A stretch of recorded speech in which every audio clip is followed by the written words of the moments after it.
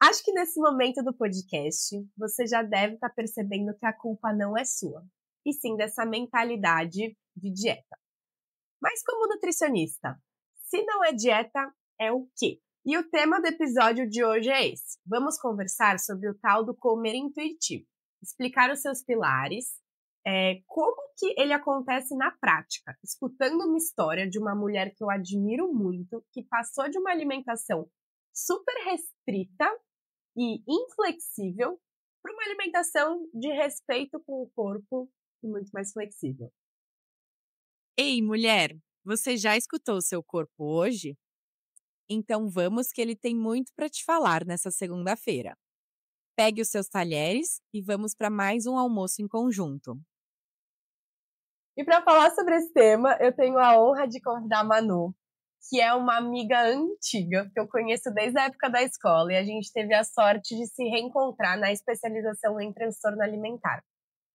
Manu, eu quero te agradecer muito por estar aqui. Tá sendo muito gostoso construir esse caminho com tanto propósito na nossa profissão. Eu acho que, antes de tudo, queria que você se apresentasse e contasse um pouquinho sobre essa sua história de literalmente atravessar um oceano para ir atrás de um sonho e trazer da sua profissão um propósito que veio de uma dor muito intensa, né?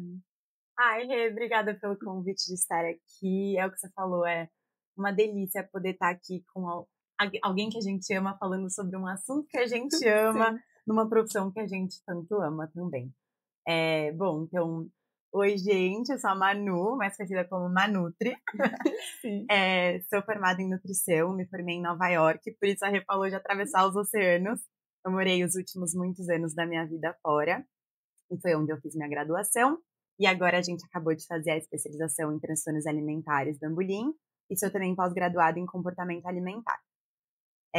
Bom, a minha jornada na nutrição, eu costumo falar que a nutrição entrou na minha vida muito pela dor e não pelo amor, né? Porque nunca tinha passado pela minha cabeça estudar nutrição, trabalhar com nutrição, até uma vivência negativa que me fez abrir os olhos para muitas, muitas coisas. Então, na época eu estudava comunicações, relações públicas na faculdade. Isso em Nova York, né? Em Nova York, isso. E desde o ano que eu mudei de país, as coisas começaram a ficar bagunçadas. Desde um pouco antes da mudança. E eu acho que muitos fatores que a gente vê aí como fatores de risco, eu vejo muito na minha trajetória, que foram eu tinha ali 17 anos, então a uma idade já de grupo de risco, estava passando por uma puberdade relacionada a mudanças corporais, uma mudança natural de um corpo de menina para mulher que eu não soube lidar bem. Então, outro fator de risco que a gente vê muito aí, de meninas que não se identificam com um novo corpo, mais curvas, mais peso. E que é desesperadora essa fase, né? Sem que dúvida. O seu corpo sempre foi de um jeito e aí, do nada, começa a desenvolver outras... Sim, a gente estranha. E pra mim, essa mudança veio tarde. Eu já tinha ali uns 17. Então, se olhar no espelho e não se reconhecer e achar que você não vê aquilo como algo natural, né? Você pensa, nossa, tô engordando. Sim. E a gente vê o engordar como errado. Tem algo de errado com o meu corpo. E em meio a isso, uma mudança de país. E o mundo sai um pouquinho da zona de conforto, um país novo, pessoas novas, uma vida completamente nova e até uma comunicação nova, né? Exato. Então a gente vê muito isso acontecer quando a gente fala de transtornos alimentares, muitas vezes associado a grandes eventos que aconteceram na vida, né? Então, para mim, foi muito esse lugar de muitas mudanças corporais, de idade, de momento de vida, de país, de cultura, de me reentender como pessoa. E, para mim, isso foi um mundo de ponta cabeça. E quando a gente vê as coisas fora de controle no nosso externo, a gente tende a buscar controle interno, né? E aí esse extremo desse controle, que muitas vezes pode ser começado como uma dieta, sim, como um lugar de não, então agora quero controlar o meu corpo, quero ser saudável. começa sendo um extremo e adoecendo mesmo, né? Sim. E, Manu, e como foi esse desenvolvimento desse transtorno alimentar para você? Sim, então, as vivências de transtorno alimentar são muito individuais, né? E eu acho que no meu caso, eu venho de um histórico de menina magra, de criança magra, de adolescente magra, e de uma adolescente que praticava um comer intuitivo, e a gente vai falar sobre isso, mas numa casa onde nunca houve restrição, nunca houve julgamento de alimentos. Eu sempre tive uma proximidade, assim, com o comer e todos os tipos de alimento, de muita liberdade. E é isso, né? Como, infelizmente, no mundo que a gente vive, isso é uma sorte. Porque tem muitas mulheres que estão escutando a gente que talvez não tenha uma sorte tão grande de ter um ambiente onde cresceu, onde nasceu, que não seja inserida nessa mentalidade da dieta tão extrema. De, não, todo mundo precisa estar fazendo dieta, o corpo é sempre falado e observado, né? Sem dúvidas. E muito relacionado ao peso, né? Então, assim, eu sendo uma adolescente magra, meus pais não se preocupavam de eu estar comendo brigadeiro ou, enfim, bolachinha. Agora, eu via minhas amigas em corpos maiores já fazendo dieta desde muito novas e já com preocupações que eu não tinha. E muito por um privilégio de peso.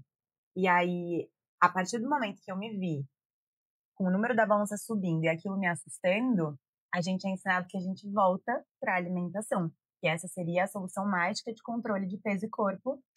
E aí, aos poucos, foi começando esse meu caminho de fazer minha primeira dieta restritiva. E aí, é isso, né? Como quando a gente pensa no desenvolvimento de um transtorno alimentar, tem todos esses fatores predisponentes, aí tem esses fatores gatilhos, que seria esse fazer essa dieta. Sim. E que é o oposto do que a gente vai falar aqui hoje, que é esse comer intuitivo.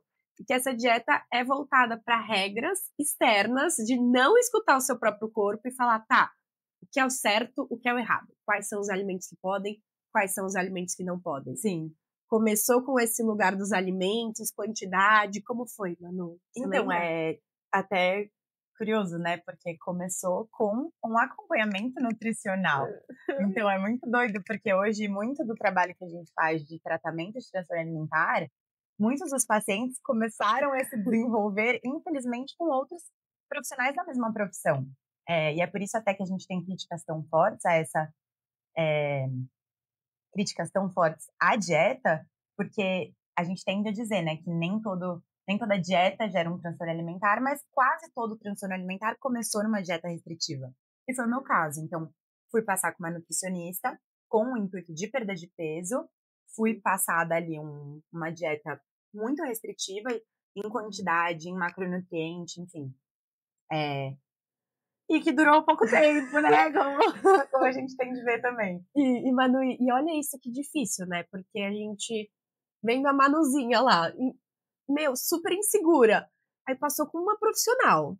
E aí já tem esse estereótipo, nutricionista, que é a hierarquia dessa nutrição tradicional. O nutricionista manda, meu Deus, mas foi uma profissional que me mandou comer isso. Como meu corpo tá com fome? Se é uma profissional que me orientou que esse é o certo. Sim, não vou questionar, né? É claro, eu que sou errada. O meu corpo tá mudando tudo, ele que tá errado. Não é como que a dieta pode estar errada. Exato. E aí, e assim, a gente começa a ver resultados. Então você confia, você pensa, não, descobri a solução, é isso. Se eu regrar isso e aquilo. Essa é a receita do bolo. Receita de bolo. Sim. E aí a frustração começa a vir, né? Porque a gente não consegue sustentar aquilo geralmente. Na maioria das dietas que a gente vê restritivas, a gente não consegue sustentar. E aí vem a frustração do você falou no começo, de a culpa não é sua, só que a gente acha que é. Então, eu consigo manter ali por 2 semanas. Aí enfim, passando um pouquinho mais na linha do tempo, eu parei de ter acompanhamento nutricional e comecei a fazer dietas da moda. Sim. Então, comecei a seguir essas dietas de Google mesmo, de como perder peso rápido, aquelas pesquisas, sabe? Como perder peso em 10 dias, como perder a sua barriga em 5 dias. E eu tentava de tudo, e nessas a restrição foi ficando tão grande, tanto no quesito de quantidade, quanto emocional mesmo, era tanta regra, e tanto de eu não podia estar comendo isso, eu não devia estar fazendo isso, eu devia estar comendo menos, malhando mais, enfim, por aí vai, que os episódios de compulsão começaram a aparecer. Então, pouco a pouco, era essa frustração de eu restringo por uma semana, e aí tem um dia que eu não me aguento e vou pra cozinha e o mundo parece que vai acabar e eu como a minha cozinha inteira de uma vez. E aí, no dia seguinte, eu acordo com muita culpa, muito frustrada, achando que a culpa é toda minha, que eu não tenho força de vontade. E o ciclo vira infinito. E aí, isso perdurou na minha vida por um ano, assim, gradualmente se agravando, né? Então, no começo, os episódios de compulsão não são tão fortes. No começo, são só pequenos escapes. Até que foi se tornando algo que foi me trazendo muito sofrimento, assim, uma ansiedade muito elevada, uma angústia muito elevada. Eu me tornei uma pessoa constantemente irritada e preocupada, onde a comida era o centro da minha vida. Então, como que eu vou sair com você se a gente não combinou exatamente que horas e onde a gente vai para eu programar todo o meu dia ao redor daquela refeição? Isso me trazia uma angústia muito grande, assim, de o que será que eu vou jantar para eu programar o que eu vou almoçar? E aí, se precisar, eu compensar no café da manhã de amanhã e por aí, sabe? Vira uma conta, né? Uma grande conta matemática e, assim, fontes, vozes da minha cabeça. Então, Sim. um bolo sem fim e vira um ciclo realmente infinito. É.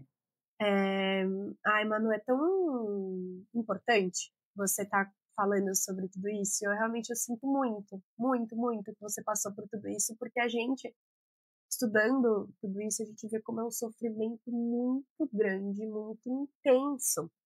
Então, e que você passa sozinha, né? Porque é uma vergonha muito grande. Como assim? Eu quer controlar tudo e aí eu fiz um episódio sobre os ciclos das dietas e explicando muito isso do pêndulo, que vai para um extremo e depois o corpo sente as necessidades fisiológicas de ir para o outro, porque esse corpo tá com fome. Sim. Mas como que é explicar para um cérebro que tá tão bitolado em caloria que isso é fome, pode ser fome, né? E claro, muitos outros gatilhos de uma compulsão que também pode existir. Isso que você fala do sofrimento, Rê, eu acho muito importante, porque era isso, assim, existia uma Manu que se apresentava para o mundo, que era a Manu que levava uma marmita super saudável para faculdade, e que de lanche era uma maçã e cenoura, e que jantava tal, e almoçava tal, e fazia academia todos os dias, e era aplaudida e vangloriada. E que aí, desculpa te cortar, mas aí é um fator mantenedor. Que aí esses aplausos, isso, nossa, quero ser igual você, que força de vontade. Parabéns, nossa, você é muito disciplinada. Sem dúvida. Vai mantendo de, meu Deus, olha como eu sou incrível, eu consigo, não é? Vai mantendo. E a parabenização pelas duas coisas. Pelo comportamento. Tá. Nossa, eu queria conseguir na academia todos os dias igual você faz. Nossa, eu queria conseguir ser mais regrado igual você é. E a parabenização pela perda de peso. Então, nossa, você tá... Nossa, tá dando muito certo. Você tá linda. E aí é meio isso, né? Tá, então agora, pra ser bonita, eu preciso manter assim. Gente, claramente, as pessoas me acham mais bonita, as pessoas me acham mais... Tô chamando mais atenção. Me acham mais tudo, assim. Então, eu nunca recebi tanta palma na minha vida. E aí, o lugar do sofrimento é de que o lado que as pessoas não veem, né? E até é importante falar disso, num mundo de mídia social, onde a gente se compara com stories e posts, mesmo na vida real, ninguém me via chorando no meu quarto sozinha à noite, ninguém me via tendo episódios de compulsão na cozinha, ninguém me via estourando de agressividade com a minha família, porque eu ficava nervosa, porque eu chegava em casa e o jantar era macarrão e eu só podia comer salada. Então, assim, essa parte ninguém vê. Existe um sofrimento muito escondido e que você traz isso da vergonha, que é um fator muito importante, mas eu também acho que tem outro de você não se entende como doente. Então, nem você entende que você está escondendo, é só um sofrimento de frustração, que não parece que não tem muita explicação. Sim. E Manu, e sobre esses episódios de compulsão, acho que é importante a gente conversar um pouquinho sobre eles, tudo bem? Sim. Como que era? Era meio como isso, comida estava controlando, né? Você queria parar de comer e não conseguia? Me conta um pouquinho como que era isso. Sim, quando a gente fala de episódios de compulsão, no meu caso era muito lógico, assim, de que eles vinham depois de um período de restrição, que é o que a gente mais vê. Então, eu evitava muitos alimentos que eu gostava e entrava num déficit calórico muito grande que meu corpo sentia. E aí dava um dado dia. E é muito louco reexplicar, assim, quem já viveu vai se identificar, e quem nunca viveu, é muito difícil entender a sensação de perda de controle e desespero que dá de um momento onde você começa a comer. E pra mim era assim, isso é uma experiência individual, acho que isso pode acontecer de formas diferentes, mas pra mim era muito assim, vontade de uma coisinha, vou pegar primeiro o que é mais confortável. Então, eu vou pegar uma barrinha de proteína, sabor cookies and cream. Ok, comer uma barrinha de proteína. Putz, não matou a vontade. E é uma vontade, não é uma fome, é um mix de tudo, sabe? Você não sabe dizer naquele momento se aquilo tá apaziguando uma emoção, se aquilo é fome, se aquilo é vontade, você não sabe dizer. Já comi a barrinha, tá, então eu vou pegar, vou fazer um sanduíche, vai, tá, vou fazer um sanduíche. E aí a angústia começa a ver. Tá, vou fazer um sanduíche, o que eu vou pôr no sanduíche? Tá, comer sanduíche. Mas não, agora eu queria um. Tá, então eu vou pegar o chocolate. Mas não foi suficiente. E aí. É tipo. E não, meio como se fosse uma fissura, assim, por um alimento. E não acaba. E assim, no meu caso, vinha muito como vários alimentos, mas pode ser um alimento só. Pode ser por exemplo, tinha momentos que era. E aí você come até ficar extremamente desconfortável fisicamente, assim. A ponto de que você sente que você vai passar mal. É muito, muito, muito desconfortável, assim. Parece que você é só capaz de parar quando o conforto físico já é insustentável, assim. E num alimento só, por exemplo, às vezes tem uma caixa de cookies em casa. Uma porção que eu hoje em dia sei que eu aguento, sei lá, 4 cookies. Sim. Na época eu comeria, assim, 25, sabe? Até eu ficar muito desconfortável. Então é essa sensação de perda de controle mesmo, muito intensa, e que acaba sendo seguida por compensação, né? No meu caso era muito isso. No dia seguinte, não. Eu vou ter que fazer algo pra compensar tudo isso que eu comi. E era um ciclo sem fim. E porque eu acho que é importante a gente explicar o que é essa compulsão, porque hoje em dia tem muitas pessoas que às vezes falam, comi um chocolatinho, umas 2 fileirinhas de chocolate, que compulsão que eu tenho por chocolate. E explicar que a compulsão em si vem junto com muito sofrimento, vem junto com essa perda de controle. Alguns pacientes falam que é como se estivesse se olhando de cima, assim, né? Quero parar e meio uma sensação, não consigo. E aí tem esse outro fator dessa quantidade, que é realmente uma quantidade que em outro momento você não conseguiria comer. O exemplo que você trouxe. Exato, Uma porque porção traz desconforto, né? E aí essa vontade de compensar. Sim. Que aí no seu caso era isso de, então hoje voltei pro... Voltei pra dieta! Hoje vai dar certo, vamos recomeçar. Sim. E que aí vem, e aí eu acho que é importante também, claro, exageros alimentares podem trazer sofrimento. Não precisa ser uma compulsão pra trazer um sofrimento e precisar buscar ajuda. Mas se você tá percebendo que você tá se identificando com isso, é muito importante que você procure ajuda especializada em transtorno alimentar, porque talvez as pessoas não estejam entendendo essa dimensão do sofrimento tão grande, né? Sim, até por isso que eu trouxe de ser multifatorial. Tem uma parte que é emocional, tem uma parte que é fisiológico. É muito complexo. Então, realmente, só profissionais que estão nessa área conseguem te dar todas as ferramentas que você precisa nesse momento. E Manu, às vezes você sentia, por exemplo, sei lá, briguei com alguém, então vou comer pra isso, assim, tipo, ter uma compulsão pensando nesses gatilhos meio emocionais, assim. Eu acho que o que eu vejo que é comum, não só em mim, como em pacientes, assim, mas é que às vezes a gente chama a compulsão de comer emocional. Porque a gente não entende o que é compulsão alimentar e é muito fácil a gente chamar as coisas de comer emocional, né? Então, eu via isso acontecer, do tipo, vamos comer emocional. Tá, então acho que ficou misturado, eu não consigo lembrar, assim, o que era de fato fisiológico, de restrição, o que era emocional. Eu acho que o emocional fica tão abalado, que é uma mistura constante dos dois, sabe? Sim. Mas eu acho que indo para um lugar já de busca por tratamento, que acho que entra no nosso tema de hoje, na minha vivência foi um pouco esse lugar de o sofrimento começou a passar qualquer limite do que eu aguentava. Então, quando a gente fala de transtorno alimentar, a gente fala um pouco de ganhos, né? Então, até então, eu tava levando, porque eu tava tendo os meus, entre aspas, ganhos de eu tava perdendo peso, que era o que eu queria, tava vivendo. Tava sendo parabenizada. Até então, os ganhos, na minha cabeça, estavam ainda acima do sofrimento. Mas em dado momento, o sofrimento passa essa linha. E aí eu já me via chorando todos os dias, tendo crise de ansiedade, só de pensar em comer, tendo que levantar de mesa de um restaurante para entrar na calçada, porque eu não conseguia escolher o que queria do cardápio, brigando com a minha família, sabe? Sendo agressiva com pessoas que eu amo.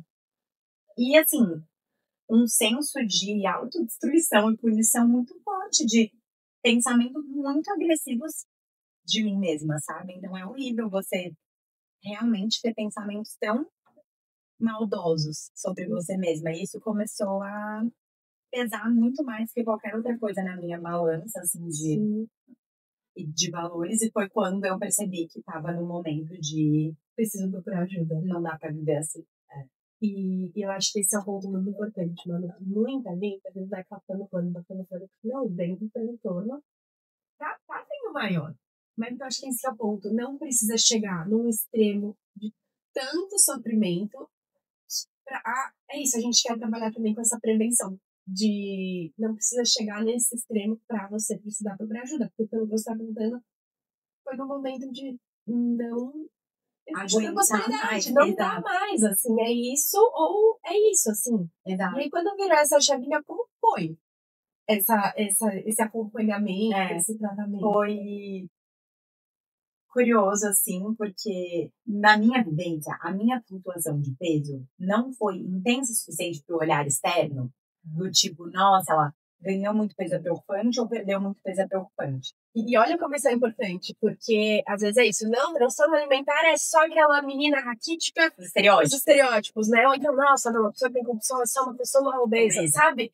De perceber, não, qualquer pessoa, qualquer corpo, com qualquer mundo, pode estar vivenciando um sofrimento muito intenso dentro da cabeça dela, que é um sofrimento invisível. Sim, só que eu trago isso porque no meu caso, isso invalidou um pouco a minha rede de apoio.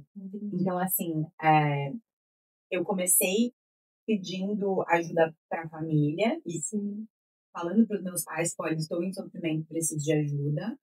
Mas as respostas iniciais foram muito desse lugar do tipo, não, isso é normal, é da sua idade, todo mundo na sua idade faz dieta. Então, ninguém de fora teve preocupação, porque eu acho que eu não era o estereótipo do transtorno alimentar. E aí, de novo, você trouxe, de a gente não deve esperar chegar no estereótipo super, um grau avançado de doença pra gente se preocupar. Mas, enfim, eram também há muitos anos atrás, onde a conscientização era muito menor. Hoje em dia, até depois da vivência, a minha família já entende muito mais, a gente consegue ter essa noção. Nós, como profissionais, de ver esses sinais antes. E que é difícil, né, mano? E até um dos objetivos do podcast é a gente estar falando sobre isso livremente, abertamente, pra ser algo falado, para as pessoas falarem sobre isso. Mas o ponto que eu ia completar é isso, que é difícil para essa rede de apoio também enxergar algo na filha, que tem uma alimentação intuitiva, que tem que ter algo tranquilo e que estava passando por um processo muito difícil de mudança de país, né? Então, não é, que isso, e sabe? deve ser emocional, você acabou de mudar de país. Mas aí acabou que, no meu caso, eu fui atrás de ajuda sozinha, o que é muito atípico no mundo dos transtornos alimentares. Então, eu considero realmente que eu tive muita sorte, assim. Eu acho que o sofrimento era tão intenso que eu realmente não via aquilo como normal. Se minha mãe me falasse que aquilo era normal, isso não foi suficiente para eu achar que aquilo era normal. E fui atrás de ajuda. Primeiro, eu fui atrás de ajuda de terapia. Conversei com uma psicóloga da faculdade. Ela começou a dar nome às coisas, o que me assustou. Tive meus momentos de processar, enfim. E aí fui atrás de uma nutricionista especializada. E foi o que me trouxe a produção. Então, depois eu comecei a atacar com essa nutricionista. Ela deu o diagnóstico em graça, né? Porque a gente sabe que quem dá o diagnóstico são outros profissionais, mas ela viu ali todos os E eu acho que é isso, né? Como o diagnóstico, muitas vezes, assusta muito. Ou então até você que tá escutando e você tá se identificando com tudo e falando, meu Deus, e agora, né? É isso, gente. Pode ser que isso acalme também, de falar, nossa, Então, existe vida sem isso. A comida pode ser só comida. Sim. Que esse diagnóstico também pode ser de, nossa, então estão me entendendo, né? Não é, eu posso viver sem esse sofrimento. Sim, pra mim foi esse lugar, e porque eu acho que, assim, a gente vê casos de pessoas que não entenderam ainda que estão doentes, e o diagnóstico vem como um grande baque, assim, Sim. a pessoa não tá pronta pra ouvir aquilo. No meu caso, era tanto sofrimento que o diagnóstico foi alívio. Foi essa sensação de, nossa, eu não sou louca. Tipo, Alguém tá me escutando, entendendo. assim, eu me senti muito sozinha na vivência. E aí, parece que foi uma nutricionista que me deu as mãos e falou, tá tudo bem e tem solução. E aí, Mas, assim, foi muito esse processo. E que, claro, hoje a gente fala assim, dando risada, sorrindo, porque eu já vejo beleza em tudo isso, mas é sempre importante reforçar de que o tratamento, essa recuperação, ela é tudo menos risadas, ela é muito difícil, muito dura. E eu acho que quando a gente fala, né, mano, de qualquer sofrimento psíquico, né, como eu acho que entra nesse lugar também de aceitar o sofrimento. Não vai ser fácil passar por esse tratamento, mas do jeito que tá, não tá fácil. Exato. Então é isso, entre sofrer e sofrer, que tal sofrer num caminho de, tá, tem uma luz no fim do túnel. Então vamos trabalhar pra melhorar e a comida voltar a ser só comida. Eu falo muito disso com os pacientes também, de comecei a fazer o diário alimentar, nossa, veio muito pensamento de culpa, veio muita coisa. Era meio isso. Aquela poeira tava debaixo do tapete durante muitos anos. Talvez o diário, você já tava espirrando, há muitos anos. Mas estar dando atenção, dando nome, falando sobre isso, no começo sim, a gente vai levantar esse tapete, vai vir poeira, você vai espirrar mais. Exato. Mas depois a gente vai conseguir, isso aqui dói por conta disso, isso aconteceu por conta disso. A gente vai conversando e aí vai tirando essa poeira pra um dia não espirrar mais, né? Sim, é muito... E eu gosto de ver o tratamento como um grande processo de autoconhecimento, porque são coisas que estão acontecendo dentro de você. É o seu pensamento, o seu olhar para as coisas, e você vai se entendendo. Então, a gente chama até... eu prefiro o termo terapia nutricional do que nutrição, até para o meu trabalho, porque é esse lugar de você se entender para além da comida que está no prato. É entender o porquê você come como você come, aonde que você vive como você come. Sim. Então, a comida para muito além do alimento, né? E eu acho, Manu, que é isso, né? É um espaço pra gente conversar sobre corpo e comida e como cada sofrimento, claro, tem os diagnósticos, tudo que a gente estuda, né, de cada transtorno alimentar, mas eu acho que entra muito, é muito único, é muito específico. Então, de como é uma escuta e é isso, um tratamento de autoconhecimento mesmo, né? Sim, super. E aí, voltando para sua história, como foi e aí, a nutricionista especializada que você procurou era bem dessa abordagem do... Sim, ela Então, ela era coach de comer intuitivo, especializada em transtornos alimentares, formada em nutrição e nutricionista americana. Então, a minha nutricionista, ela chama Valerie Callen. Ela é lá de Nova York, recomendo muito ela, se alguém tiver por lá, precisar. Mas ela tinha essa abordagem que eu nunca tinha ouvido falar na vida, não entendi o que era. Mas, assim, eu acho que existe também um lugar de confiança entre paciente e profissional. De um lugar onde eu não fazia ideia de onde ela estava me metendo. Mas eu estava em tanto sofrimento que é o que você falou. Eu dei as mãos e confiei. E eu acho que é esse o processo terapêutico também, que é uma via de mão dupla. Exato. Então, de falar, eu quero a sua ajuda. E a pessoa, eu sei como te ajudar, mas vamos juntas, confia. E aí, esse talvez tenha sido esse primeiro passo de poder ter essa relação de confiança, né, com ela. Sim. E com essa Manu do futuro que você tanto queria. Sim, e você trouxe isso da hierarquização da nutricionista-paciente, e num lugar de comer intuitivo, por exemplo, de abordagem comportamental em geral, é uma coisa um pouco mais horizontal, onde a paciente e a nutricionista estão de mão dadas do lado a lado. Né? E ela foi muito a minha guia, mas quem abria as portas era eu. E não existia, e a gente vai agora falar disso, mas não existia regra, nada mandado, nada... É muito mais nessa mentoria mesmo, assim, pra eu ir me entendendo no meu tempo. E eu acho que é isso, né, mano? As pessoas acham que, comer intuitivo, então é comer tudo. Não, tem esses pilares, tem muitos artigos científicos, tem muito estudo, né? sobre tudo isso, entendeu? Não é que, então não é dieta, então é, o que é? Come tudo que quiser? Não, é bem pelo oposto. Se você vai ter essa autonomia de entender, eu tô comendo por quê? Como eu tô comendo? O que esse alimento está significando pra mim? Será que eu quero isso? Será que eu não quero? Porque quando não tem alguém te mandando, quando você tem que comer isso, você tem que comer aquilo, abre portas pra gente conversar. O que é fome? O que é saciedade? E que era o que a gente tava falando antes também, né? Não é que você vai comer porque eu decidi que você vai ter fome 5 de manhã e você tem que comer. Não, eu vou escolher não só o que você come, mas o quanto de fome você vai estar. E que no nosso trabalho é muito. Eu não sei. Vamos ver quanto você vai estar de fome e entender o que você quer nesse momento, né? Dar essa autonomia. Sim. Então, eu acho que a gente pode entrar aqui no nosso tópico. Então, pra quem tá aqui de paraquedas e nunca ouviu falar no comer intuitivo, e a gente tá batendo aqui, gente, já os nossos livrinhos, legal. Em português. O intuitivo, ele vem nesse lugar de sair do externo e voltar pro interno.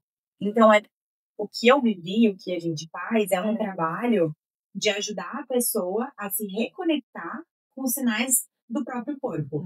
Seja de sinais de fome, sinais de saciedade, sinais de vontade, né? O que eu tô afim nesse momento. E eu acho que reconecta com esse prazer, né? Porque a comida é prazer. Sim, então que na dieta a comida virou um número. É só aquilo e só pode ser aquilo, né? Sim, e é o que a gente vê acontecer em consultório, assim, das pacientes chegarem e da gente perguntar: você sabe quando você sente fome? Você sabe quando está saciada? E a resposta é não. E quão absurdo, né? Se a gente para pra pensar que a fome é um sinal fisiológico. É igual, não tenho vontade, tô com vontade de fazer xixi. Eu não sei quando eu tenho vontade de fazer xixi. Mas nosso corpo vai dando esses sinais. Sim, e até eu acho muito legal fazer essa analogia ao xixi, porque é um pouco esse lugar na comida, a gente questiona o sinal físico. Sim. E a gente nunca faria isso com outras sensações. Então, assim, se eu tô com vontade de fazer xixi, eu não vou pensar, não, mas é impossível, porque eu acabei de fazer xixi. Nossa, que fraca, hein? Tô querendo fazer xixi de novo. Falta força de vontade pra segurar a bexiga. Isso nunca aconteceria. E com a fome, a gente faz isso. A gente pensa, nossa, eu tô com um pouco de fome. Não, impossível estar com fome, porque a Nutri falou que é só daqui meia hora o meu lanche. Sim. E aí, não importa quanto de fome eu tiver, ela falou que são 2 pães, 2 fatias de queijo. É esse lugar de voltar para o que eu tô sentindo. E é um processo lento, porque a gente vai, a gente tem que fazer esse trabalho de voltar a escutar e entender esse sinal. Então, no meu corpo, e tudo isso é individual, como que eu sinto a minha fome? É no estômago? É na cabeça? É na sensação? É na fraqueza? É no cansaço? Uma coisa que eu gosto muito de falar para os pacientes quando a gente está trabalhando essa parte da sociedade é a sua boca. Ela quer continuar sentindo esse sabor? E que entra muito nisso de... Eu nunca parei para pensar que o sabor começa na boca, sabe? É meio comer por comer, no mundo que a gente vive acelerado. Mais um check das coisas do dia, sabe? E a gente vai se desconectando. E eu acho que o comer intuitivo entra nisso de estar conectada com esse ato de comer e com esse corpo também. Com certeza. E quando a gente fala de saciedade, por exemplo, se eu tô muito acostumada a fazer a minha marmita com as gramas pesadas e perfeitas, e eu tô muito nesse hábito de, não, eu raspo a minha marmita até o final. Mas eu nem sei dizer se aquilo me saciou. Tem dias que a gente tem menos fome, tem dias que a gente tem mais fome, e a gente não respeita essa flexibilidade de variação mesmo de fome e de saciedade. E que no comer intuitivo isso é incentivado, da gente se escutar e buscar uma alimentação que seja só sua. E aí acho que a gente sempre fala muito desse lugar de autonomia alimentar, que é o que a gente passa para os pacientes, do tipo, o meu objetivo com você não é que eu te dê um plano que você siga e fique refém daquela dieta no papel, que você não vai viver a vida inteira seguindo aquele papel contado. O meu objetivo, o nosso objetivo, é te dar ferramentas e educação nutricional e ferramentas e muitos desses pilares para que você possa ter autonomia alimentar. E quando a gente fala de comer intuitivo e autonomia alimentar, isso é a longo prazo, porque não existe certo e errado, é uma coisa sua, são escolhas suas, que só dizem a respeito, só dizem respeito a você e ao seu corpo. E eu acho que tudo isso que a gente está falando, mano, é esse primeiro pilar do comer intuitivo, que é essa rejeição da mentalidade da dieta. Então, de não olhar só para o externo e dar esse primeiro passo para esses próximos pilares, que é o segundo, que é o honrar a fome. Mas eu acho que um ponto muito legal também da gente trazer é esse terceiro pilar dessa liberdade. Então tá, mas se não tem alguém que tá falando que eu posso comer isso, se eu posso comer tudo, então agora que eu vou comer tudo, né? Sim. E que não é porque você pode que necessariamente você vai comer, mas você vai poder falar o sim ou um não. E quando você está fazendo uma dieta, não existe a possibilidade de falar, é só aquilo. Não tem nem como você olhar para os outros lados. E aí, o dia que não, hoje pode tudo. Então, já que já foi, já que eu já comi o sanduíche que não é pra ter comido, então agora eu vou comer tudo. Sim. E aí depois eu recomeço, né? Que é aquele ciclo. Sim.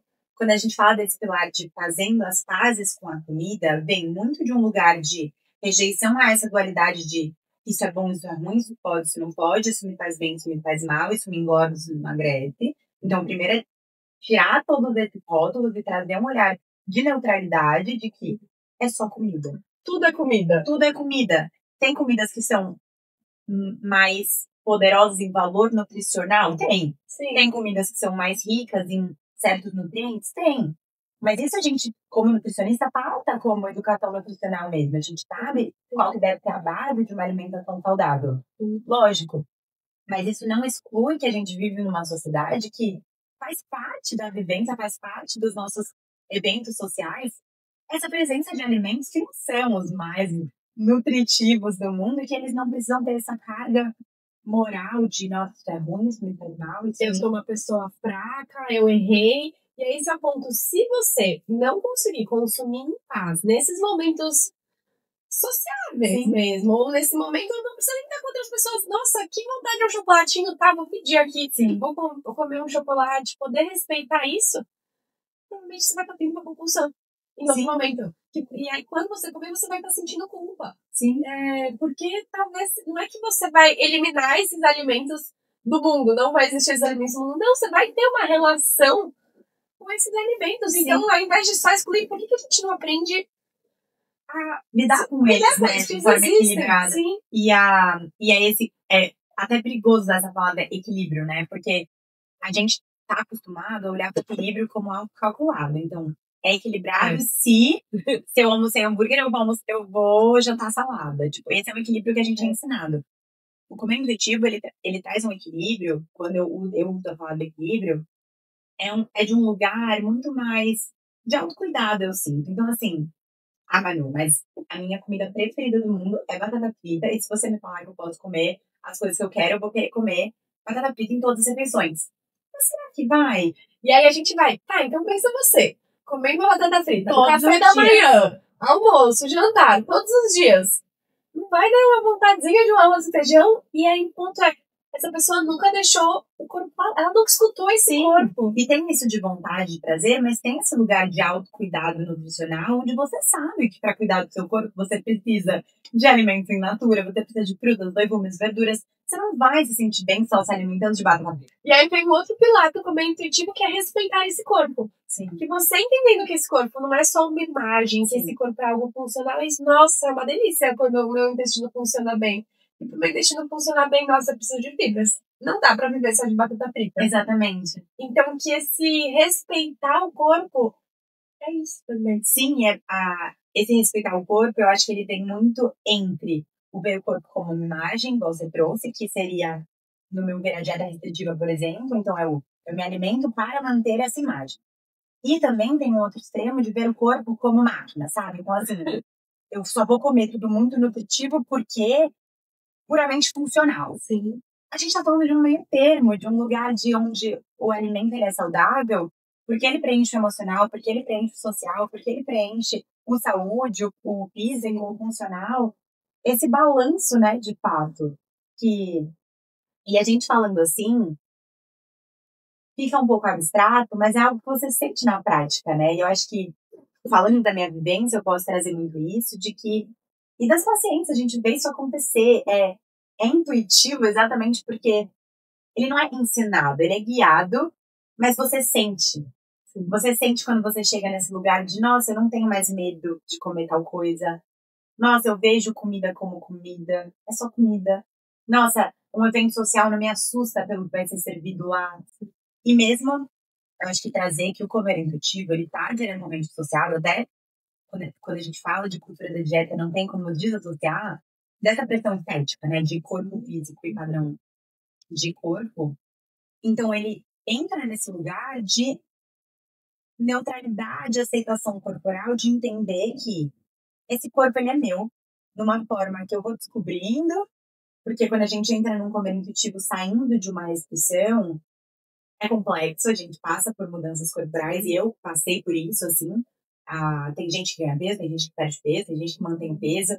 E esse é um ponto importante, né? Que muitas vezes o peso pode ser essa consequência. Sim. Mas que é esse equilíbrio que o corpo vai chegando, porque a gente tem que confiar nesse corpo, que ele vai, talvez no começo, tem uma fome a mais. Então você vai comer mais, mas que depois você vai querendo, não, então, batata frita é só meu alimento. Uhum. Eu não preciso poder comer batata frita todo final de semana. Nossa, esse final de semana eu consegui falar não pra batata frita e foi um não genuíno. Eu realmente não queria essa batata frita, né? Sim, e é lindo escutar isso no agora. Nossa, você tirou as palavras da minha boca. Não tem nada mais gostoso do que quando chega paciente falando, eu falei o meu primeiro não genuíno.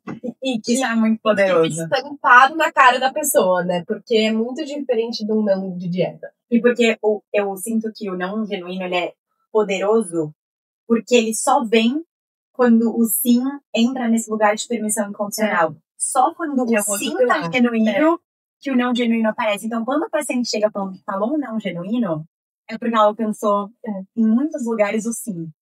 Isso é muito bonito. Não, e é isso. Só pode falar não quem se permite. Porque se permite ter essa autonomia. Tá, eu tô no comando. Se tem uma pessoa só... Ó, fiz até uma analogia agora. Se tem uma pessoa segurando a sua mão, fazendo você ir pra direita o tempo todo, você não tá nem olhando para as outras opções. Você tem que ficar virando o tempo todo. Se é uma profissional que vai te guiar e falar, ó, você pode ir pra direita, você pode ir pra esquerda, vamos escolher. Você às vezes vai pra cá, às vezes vai pra cá, mas você se sente dirigindo esse carro mesmo, assim, sim, né? Sim. Que é isso, não é que você é a máquina. Não, você é essa pessoa que tá fazendo escolhas. Eu acho que, pra mim, as palavras escolhas, autonomia e autocuidado são muito, pra mim, os pilares do comer intuitivo. Porque é esse lugar de você ter domínio do seu corpo, da sua alimentação, da sua saúde. E o comer intuitivo, ele não fala só sobre a alimentação, né? Ele tem pilares que dizem, por exemplo, a respeito de movimento. Porque ele é um estilo de viver, comer e de lidar com a sua saúde que faça sentido pra você, que te faça saudável e feliz. Né? E eu acho que esse que é o ponto, né, Manu? Olhar pra essa vida, pra essa saúde como um todo. Não só a saúde física, mas essa saúde social, essa saúde mental. Toda essa dimensão do viver mesmo, assim. Mas aí voltando um pouquinho pra sua história também. Intenso, todo esse começo, todo esse tratamento, mas muito transformador na sua vida, né? Sim. De olhar não só pra você, mas pro mundo de uma forma totalmente diferente. A ponto de sair da comunicação e falar, nossa, quero isso pra minha vida, né? Sim, sem dúvida. Eu acho que é porque é isso, a nutrição foi uma portinha de entrada, e a minha vivência na nutrição, como é nutricionista, no comer intuitivo, foi uma portinha de entrada para abrir os olhos para toda essa cultura de dieta que permeia a nossa sociedade. E para mim foi quase impossível, assim, depois de abrir os olhos para isso, não tornar isso uma das coisas mais...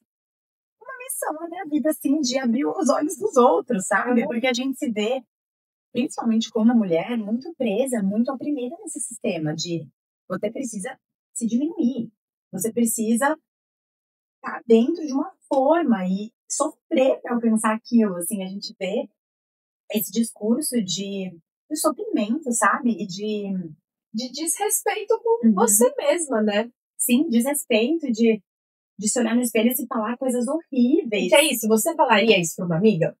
Ai, não tem nenhuma roupa, é melhor você nem ir pra esse evento, sabe? Sim. Tipo, às vezes, os pacientes, às vezes até a gente mesmo, né? Fala coisas tão horríveis pra gente mesmo que a gente para e pensa, nossa, fala isso pra minha melhor amiga. Não fala isso. Então, por que você fala pra você mesma com uma naturalidade tão grande, né? Sim. E eu acho que nesse processo do comer intuitivo é importante, muito importante a gente mencionar, assim, que esse lugar de fazer as pazes com o corpo físico anda lado a lado.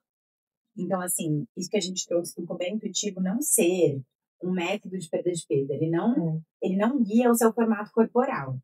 Então, se você quer ter uma vida com um comer intuitivo, você tem que estar disposto a lidar com o seu corpo da forma como ele é. E aí eu acho que isso que é muito desafiador, porque tem pessoas que emagrecem, tem pessoas que talvez possam sim ganhar um pouco de peso, mas o ponto é de olhar para esse peso de uma maneira diferente também, sabe? Sim. De que, nossa, talvez esses 2 quilos a mais me trouxe que eu nunca mais me lesionei na corrida. Tô lembrando de uma paciente. Esses 2 quilos a mais, nossa, me trouxe momentos de risada, viagens com amigas que antes eu nunca me permitiria sair pra comer com amigas. Me trouxe uma menstruação, porque antes eu não menstruava. Então, olha esse corpo. Me trouxe no banheiro todo dia. Então é isso. Será que vale a pena uma vida com, na balança, 2 quilos a menos, mas que não seja essa vida que tenha esse preenchimento emocional? A gente é muito ensinado a ver o ganho de peso só sempre como algo negativo, né? Sim. E eu acho que eu sou um exemplo de uma pessoa que ganhou muito peso na recuperação e que foi extremamente desafiador. Porque é isso, as pessoas que me aplaudiam quando eu tava ali X quilos mais magra, não me aplaudem mais. E hoje em dia eu não recebo a quantidade de elogios ao meu corpo que eu recebia quando eu tava naquele corpo, enfim, mais inserido no padrão, no que se espera. Então isso eu perdi. Mas a gente também é muito ensinado que a nossa autoestima, a nossa confiança é diretamente baseada em um corpo magro, né? Então, eu tinha essa certeza, e a gente escuta muito esse discurso de não, mas eu sei que eu vou me achar mais bonita, eu vou ser mais confiante, eu vou ter mais autoestima se eu for mais magra. E na minha vivência, eu sinto que eu sou prova viva de que isso não é verdade, de que a autoestima, autoconfiança, valor pessoal se constrói de um lugar muito mais profundo. Porque é isso, porque é arrepiada com isso. Mas que é isso. Ai, nossa, eu lembrei de trás de paciente de não, mas antes eu pesava tanto e eu quero pesar tanto. Tá, mas quando você pesava, eu já pesei tanto. Aí eu cheguei em tal número. Você estava feliz naquele momento? Você aceita? Você se achava tão feliz? Você tava com autoestima boa. Tipo, e é isso, a autoestima é uma coisa que você constrói todos os dias de diversos fatores, né? Porque se você tá nesse lugar de atingir uma magreza tão buscada, idealizada, mas que carrega tanto sofrimento, você tem que fazer tantas coisas externas para manter aquele corpo, que claramente não é seu. Na balança, isso não vale a pena. É isso, se você precisa parar a sua vida, abrir mão de tanto pra manter esse corpo, será que isso é a vida que você quer ter? Sim. E aí é isso. Dando a mão pra essa nutricionista, entrando de cabeça nesse processo, como comer intuitivo não é uma dieta, não é uma coisa que você ensina. Então, vamos fazer comer intuitivo. Vou te ensinar aqui, aí você coloca em prática. Não, é um processo mão a mão, não só você e os profissionais, mas você e o seu corpo, de entender corpo, vamos se conhecer. Vamos entender essas dificuldades, entender esses gatilhos, entender que sim, a gente precisa se movimentar. E até sobre isso do movimento, Manu, como era pra você? Porque antes você contou que entrava num lugar de compensação. Sim, eu acho que eu me vi... primeiro que eu só comecei a me movimentar durante o transtorno alimentar. Antes eu era uma pessoa sedentária. Tá. Eu dançava, sempre dancei, mas eu fazia assim, os aulas de dança na semana no colegial. E aí só quando eu entrei nessa pilha de emagrecer mesmo foi quando eu comecei a ir pra academia. E que aí todo mundo, nossa, agora sim, disciplina, super né? focada. E aí foi muito esse lugar de treinos. Não chegou num lugar, eu não vou chamar de excessivo, porque era assim, um tempo e uma frequência que até é normal das pessoas fazerem. mas que no meu lugar vinha de um lugar muito punitivo, sabe? Então, o que a gente vê muito acontecer em tratamento de transtorno alimentar é que muitas vezes o paciente, quando o exercício físico está entrando num lugar disfuncional, o paciente é incentivado a se afastar do movimento, para aos poucos reconstruir essa relação. E eu acho que comigo foi esse lugar de me afastar da academia, porque se tornou um ambiente onde eu não via sentido na academia, senão emagrecimento. Não fazia sentido para mim. Mas eu sempre dancei. E durante o meu tratamento eu continuei dançando, porque era isso. Para mim, a dança é um exemplo de um tipo de movimento que não tinha nada, nenhuma relação para mim com moldar o meu corpo. Era um lugar de prazer, e de diversão, e de endorfina, e de, enfim, também encontrar nos limites, e desafiar, mas sem essa pressão estética. Vou falar agora do meu momento atual. Hoje eu voltei para musculação. E hoje eu trago muito isso assim também nos meus posts e tal, de que é muito doido a diferença de mindset. De hoje eu entro numa academia não pensando em moldar o meu corpo, em me diminuir, em perder peso, e a gente tende a fazer muito, tanto mudanças na alimentação quanto mudanças no nosso exercício físico, sempre nessa força do ódio, desse lugar de eu não me gosto e por isso eu vou me alimentar de forma tal. Eu não me gosto e por isso eu vou me movimentar de forma tal. O que a gente propõe aqui é aprenda a se tratar com carinho e amor, e por isso se alimente de forma boa. Já que eu respeito o meu corpo e gosto do meu corpo, eu quero cuidar dele. Exato. Então vamos entender quais são os tipos de movimento que existem, que não é só academia. Que tem muitos outros tipos de você pode dançar, você pode correr, você pode fazer circo, você pode fazer natação, você pode fazer yoga, você pode fazer luta. 1 milhão. Sim. E assim, essa mudança de mindset de hoje eu vou pra academia pra fortalecer. Mano, e foi um processo lindo, Sim, de perceber que hoje, talvez, naquela época, era impossível você chegar numa academia e não ficar olhando nos espelhos os mínimos detalhes do seu corpo, o quanto tinha queimada de caloria. Mas você passando por todo esse processo, todo esse tratamento, com essa remissão que você tem hoje no seu transtorno alimentar, você consegue entrar numa academia e falar, eu quero fortalecer o meu corpo, porque eu amo meu corpo. E também é isso. Não precisa ser um amar, eu amo meu corpo, todas as partes do meu corpo, todos os dias. Não, eu respeito meu corpo. Sim, e eu acho que esse amar o corpo, a gente tende a ver muito como eu amo o que eu vejo no espelho. Então, se eu falar eu amo meu corpo, as pessoas já vão pensar, nossa, você acha que tá no espelho, você acha impecável, perfeita. E não é desse lugar. Eu amo meu corpo porque eu amo tudo que ele me permite fazer. Eu honro tudo que o meu corpo é por mim como ferramenta de vivência. Então, assim, é pra tão além da figura estética, sabe? A gente... até banal a gente minimizar o corpo a uma imagem, sabe? E também, junto a isso, trazer de que no nosso trabalho a gente não exclui a questão estética, né, Rê? A gente acolhe isso muito em consultório. Então, não é sobre... Não podemos falar de peso. Você quer perder peso, mas não é, né? Não é isso, é longe disso. Não, e o ponto é, tá tudo bem querer mudar esse corpo. Sim. Mas o ponto é como fazer isso. E a gente pode, com a mentalidade, a gente pode querer emagrecer, a gente pode querer ganhar massa muscular. Sim. No meu caso, a gente pode querer ter rendimento no exercício físico, mas o ponto é o como. Isso vai virar uma regra que você vai ficar obcecado e só pode fazer isso. Não, é você sendo essa autora desse livro, da sua vida, da sua respeitando, corpo, né? respeitando, eu acho que principalmente os limites do seu corpo, então respeitando o seu biotipo, a sua genética, as suas preferências. Não é querer pegar uma referência de uma influencer XYZ e falar, aquela é minha ref, aí sim, não. É isso, aí você chega na... Primeiro, você não vai ficar satisfeita. Mas aí você, meu objetivo são 2 quilos, eu sei 2. Não, mas vamos cheguei mais, 2, 3, 4, sim, verdade. E nunca tem fim, porque o transtorno alimentar não tem fim. Então vamos entender juntas em consultório qual que é esse limite, qual que é esse desejo, de onde esse desejo vem. E olha que lindo de perceber, Manu, como a dança continua em você até hoje. Então, durante o tratamento, antes, hoje em dia, você foi se apropriando desse corpo, tendo uma relação totalmente diferente e a dança continuou com você você cada vez evoluindo cada vez mais, mas conseguindo usar desse movimento que é a dança, essa expressão corporal tão linda, em diversos jeitos de mexer o corpo, mas como é legal de perceber, né? Isso vale para qualquer esporte, né, Rê? Eu acho que o legal de fugir um pouco da academia, ainda mais para quem tá nesse momento, é que você encontra esporte e formas de movimento que te dão todo um outro processo de autoconhecimento. Você com a corrida, por exemplo, assim, a gente vai descobrindo, nossa, eu sou capaz disso, e eu sou boa nisso, e talvez eu não seja boa, mas eu tô disposta a aprender.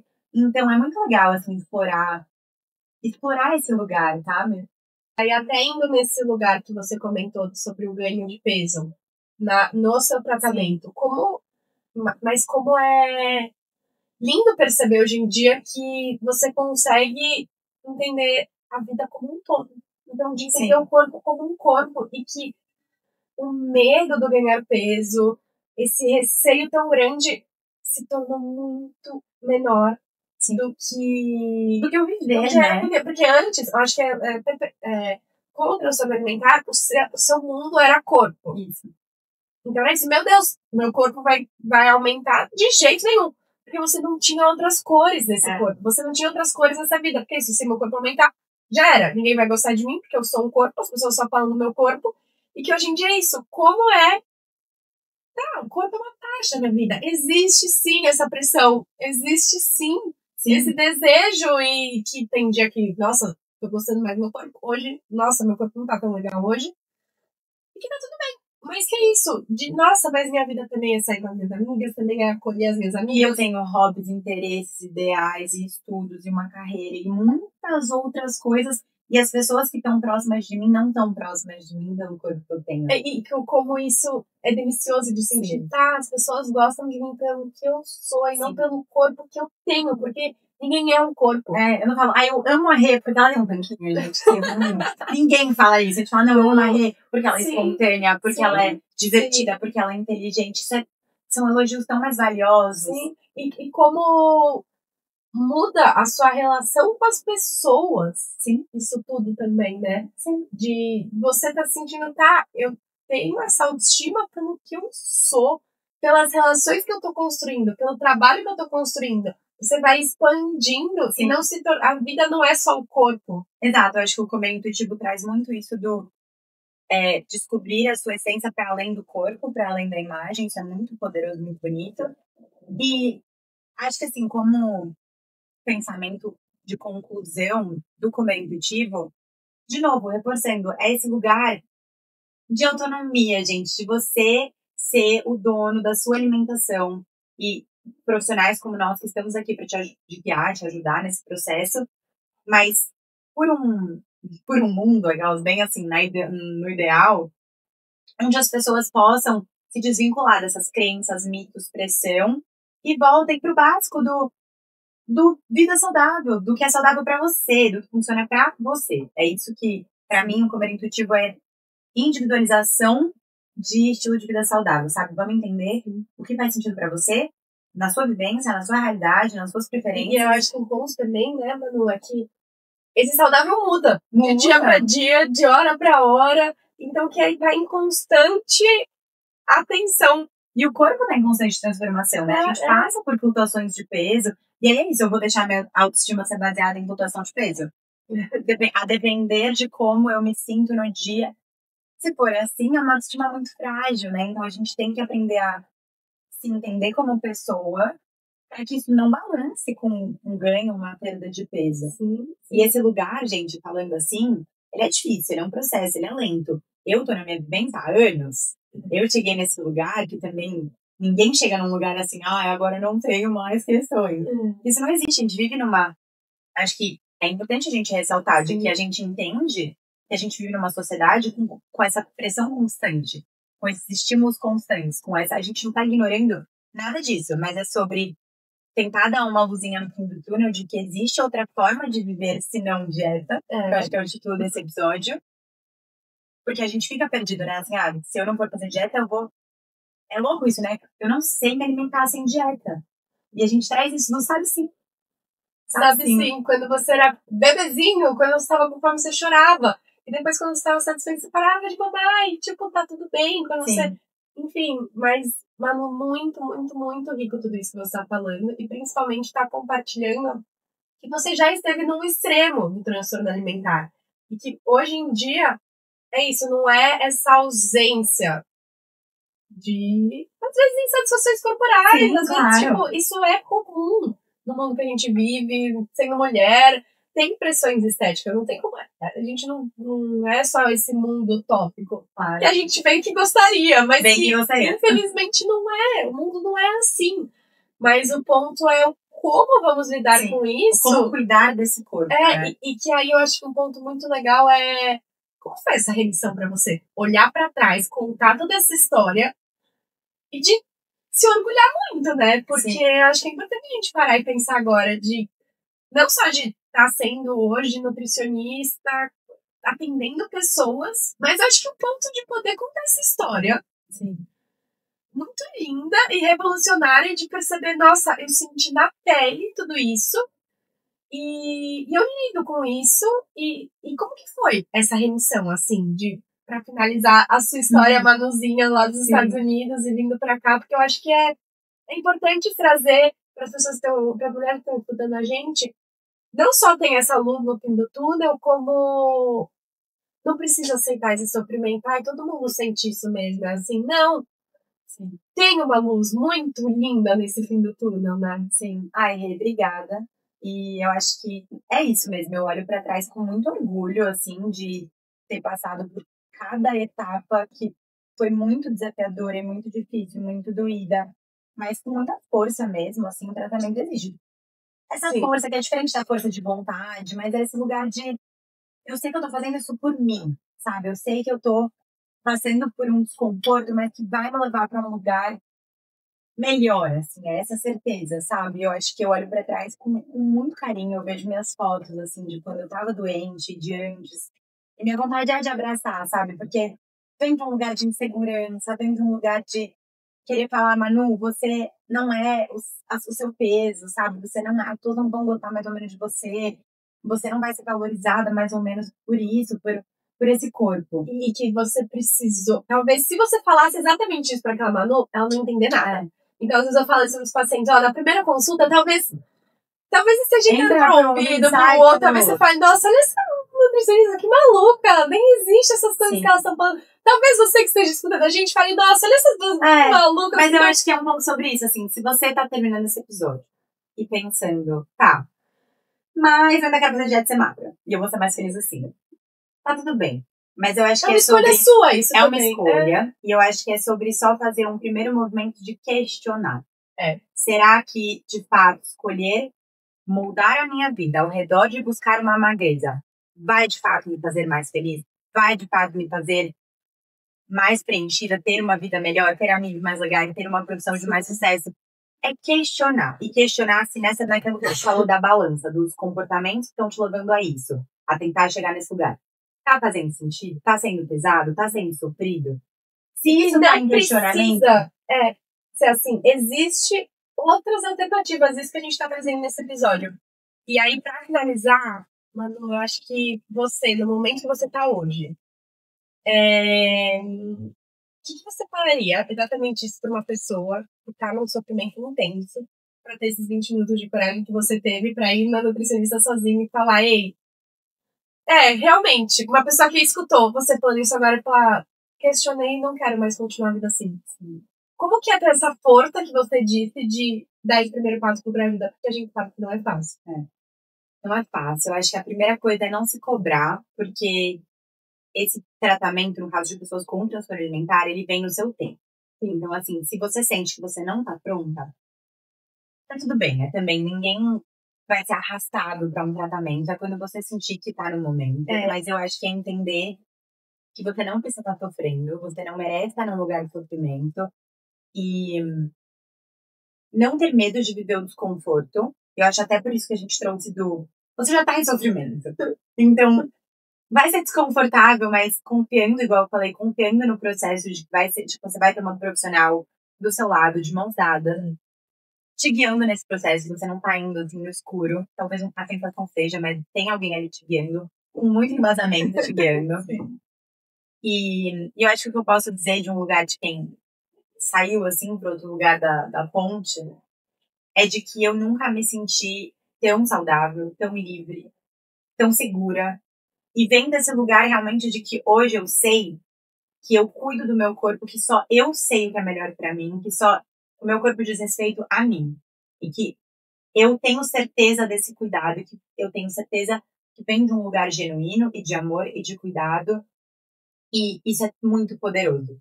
E isso dá liberdade alimentar, sabe? De poder sentar numa mesa, comida ser só comida, e você poder ir tomar um sorvete com as amigas e isso não te gerar culpa. E Manu, você lembra quando comida foi só comida? Pela primeira vez? Nessa sua... Eu lembro, porque pra mim foi numa viagem, assim. Eu lembro que eu tava já em fim de tratamento, eu fui viajar. E foi uma viagem muito significativa, porque foi quando eu percebi, assim, foi uma viagem pra praia, então eu tava de biquíni. E foi a primeira vez que eu senti, cara, eu posso estar confortável nesse corpo. Ele pode não ser perfeito, mas eu posso viver minha vida e ser feliz, e ir pra praia e comer as coisas que eu tenho vontade. E eu mereço isso, sabe? Deu essa sensação de, não, o corpo que eu buscava não vale a pena abrir mão disso aqui, que eu tô sentindo, sabe? Então, eu acho que a mensagem final é de que, como alguém que viveu, eu posso falar que vale a pena. E um incentivo para que marque uma conversa, né? Eu acho que, assim, não tem que olhar para o final. Vamos um passinho de cada vez. Se você se identificou, manda uma mensagem pra gente. Pô, eu queria conversar. Vamos conversar. Talvez você se identifique mais ainda. Talvez numa primeira conversa coisas apareçam. Não precisa já pensar em, será que meu corpo vai mudar? Como será que vai ser? Isso são, gente, meses de trabalho. Vamos aos pouquinhos. E é isso, não é que você vai acordar um dia e falar, nossa, hoje é o dia que eu estou preparada, estou pronta, estou... Não, você vai, vai com medo, né? Dá esse primeiro passo com medo e uma primeira conversa. É só isso. É uma primeira conversa. E aí depois a gente pensa, tá, e aí, como foi? Sim. Vamos tentar? E que a gente... Um ponto muito importante é isso, a gente não vai fazer nada que você não esteja pronto, exato. Não é uma... então tá, então a regra do comer intuitivo, você tem que fazer isso, você tem que comer hambúrguer todos os dias. Não. É um tratamento muito individualizado. E você só vai fazer passos do tamanho da sua perna. Eu falo muito isso pros pacientes. E só uma última coisa, Rê, também. Pra deixar bem claro que isso que a gente tá falando de comer intuitivo não é só pra quem tem transtorno alimentar, tá, gente? É pra qualquer pessoa que sente que o comer tá bagunçado. Sente que esse comer não tá vindo de um lugar. Quando a pessoa está cansada de dieta também. Né? Você não precisa estar em altíssimo sofrimento pra buscar essa forma de se alimentar. É realmente pra qualquer pessoa que esteja buscando essa liberdade alimentar e autonomia. E, Manu, e pra finalizar o episódio, eu sempre tô pedindo para as convidadas me indicarem um livro. Sei que um dos livros é o que tá na nossa mão, né? Ai, meu Deus. O tal do Comer Intuitivo. Um livro relacionado à nutrição. Então, e aí pode ser tanto a nutrição quanto um livro que durante o seu processo pode até não ser um livro completamente aleatório. Fala, nossa, esse livro me marcou porque eu tava nessa viagem e eu lembro que eu li.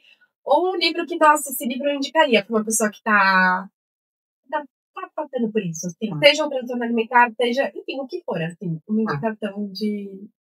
Gente, então, um livro que eu gosto muito, mas que, infelizmente, eu não sei se tem tradução para o português, é um livro que eu li em inglês, então, para quem tiver aí acesso a ler livros em inglês, ele chama The Diet Free Revolution, ele é da Alexis Conenson. É uma psicóloga, e ele é um passo a passo, assim, eles são 10 passos para desprender da mentalidade de dieta, é um livro bem legal, bem embasado, tem exemplos de artigos científicos, ele é um livro que eu adorei ler. E eu acho um outro livro, assim, que não tem a ver com nutrição, mas que eu amo, e é um livro que me remete muito ao autocuidado e ao conhecimento. É um livro de poesia que chama Sede de Me Beber Inteira, da Liana Ferraz. E ele é muito lindo, é um livro que eu gosto de ter na cabeceira, sabe? Assim, de um momento... São poemas que me trazem paz, me trazem carinho, me trazem aconchego. E dizem muito respeito, assim, também, muito deles ao ser mulher, ao se apropriar da própria vida. Então é um livro que eu recomendo, mesmo não tendo a ver com nutrição. Até porque é isso, eu acho que quando a gente sai de um transtorno alimentar, a gente descobre que a gente é muito mais do que ficar falando só sobre esse assunto. Então, fica aí as minhas recomendações. Manu, quero te agradecer muito pela presença. Eu pelo convite. Por todas as trocas, eu acho que foi um reencontro muito significativo. E vamos juntas remar contra essa maré, né? Vamos juntas remar. Oi, gente, tem que treinar o braço pra remar contra essa maré, porque eu vou te contar, viu? Não é fácil, mas seguimos aqui com muito propósito. É isso, obrigada, tá? Obrigada!